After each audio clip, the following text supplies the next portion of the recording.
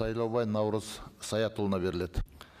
Рахмет, құрметті Ерлан Жақанұлы, құрметті депутаттар. Біздің депутаттық сауалымыз Қазақстан Республикасының премьер-министрінің бірінші орынбасары Роман Васильевич Склярға жолданады. 2022 жылдың 1 қыркүйегінде мемлекет басшысы Қасым-Жомарт Кемелұлы Тоқаев Қазақстан халқына жолдауында елімізге заңсыз кірген автокөліктерді тіркеу туралы біржолғы шешім жасауды ұсынған болатын. 2023 жылы үкімет қаулысы негізінде 22 жылдың 1 қыркүйегіне дейін ел аумағына әкелген көлік құралдарының жекелеген санаттарын бастапқы тіркеген үшін алым мөлшері мен утилизация алымын 200 мың теңгеге бекітті. Оған қоса көлік бағасы басқа мемлекетте іздеуде болмау керек және кедендік тазартудан өту шарт болды.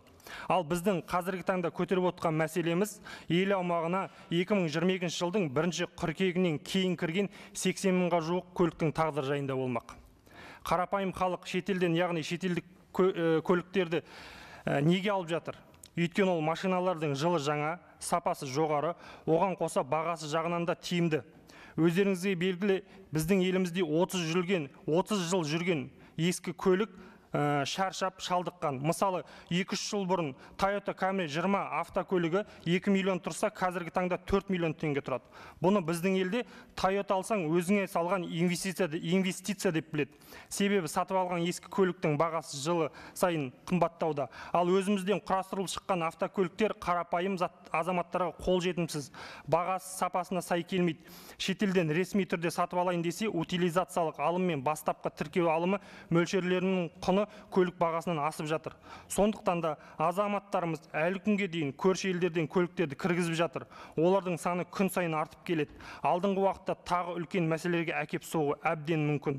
Осыған қатысты сізге мынандай сұрақтарды қоямыз. Бірінші, 2022 жылдың 1 қыркүйегінен бастап шетелдік тіркеуі бар көліктерді басқарған Қазақстан азаматтарына еліміздің шекарасына кіруге неге рұқсат берілді? Екінші, президент жолдауында заңсыз көлік әкеліп, амал тәсілін бәріне тосқауыл қою үшін батыл шаралар қабылдау қажет деді.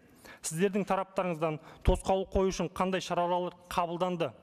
Үшінші, шекарамыздан өткен шетелдік тіркеуі бар автокөліктердің қаншасы мемлекеттік тіркеуден өте алды және олардың тағдыры не болмақ? Сонымен қатар жалпыұлттық социал-демократиялық партиясы шетелдік тіркеу бар көліктерді заңдастыру уақытын, шекарамыздан заңсыз кіретін көліктерді өткізбеудің амалдарын тауып, нақты шарттарын бекіткенге дейін ұзартуды ұсынады. Осы жоғарыда аталған мәселелерді ескере отырып, бұл көлік иелерінің арасында жалғыз басты аналар, көп балалы және мүмкіндігі шектеулі бала асырап отқан отбасылар, мүмкіндігі шектеулі жандар мен 35 жасқа дейінгі жастар бар екенін ескеріп отырсаңыздар. Депутаттық сауалға заңнамада көрсетілген мерзімге сай жауап беруіңізді сұраймын. Құрметпен жалпыұлттық социал-демократиялық партиясының фракция мүшелері атынан. Рахмет.